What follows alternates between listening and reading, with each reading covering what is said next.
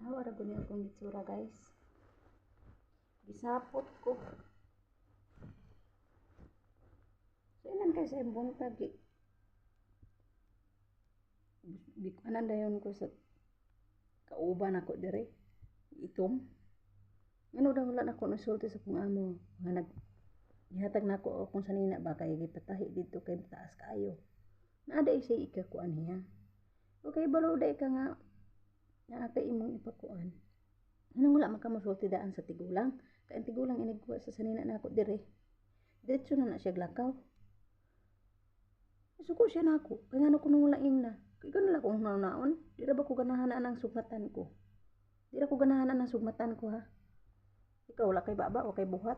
Dagan akong naon. Tigulang sa pagkaon. Pili-pili pa. Magkunauna pa ko nimo. Sagog ka. Di ko ganahan na ha. Sugmatan ko. Ikaw mismo nisulti dito. Kaya balo man kang magpatahi ko. Imong gisulti dito nga magpatahi. Magpatahi man dahil si kuan. Isabay na ako kuha. Huwag niingon ka. Ay, gisapot yun ko. Nahiblay ko siyang buntag. Tanawara ko sanina. O gani ko ka gailis. Pagkatulog niya akong giilis. Ay, gisapot ko. Ganahi. Sainan ka ipatahi niya yung bakos. Pwede din na ipatahin ka. Sa mamang utok mo eh. May lang kas magwapa. Mangyapong ka magwapa. Pwede suya ana. Ang suya na ana ko. Maapoy ihang ko anon. Magpatahi po siya. Magpatahi ko sa kong bilat. Magpatahi po siguro ni siya. Sapot ko maayo. Sa yung buntag, wala pa yung kapamiko. Sige na lang kong pungko. Ako kung noon, daghan dyan mabuntag, daghan dyan ko kayong trabaho.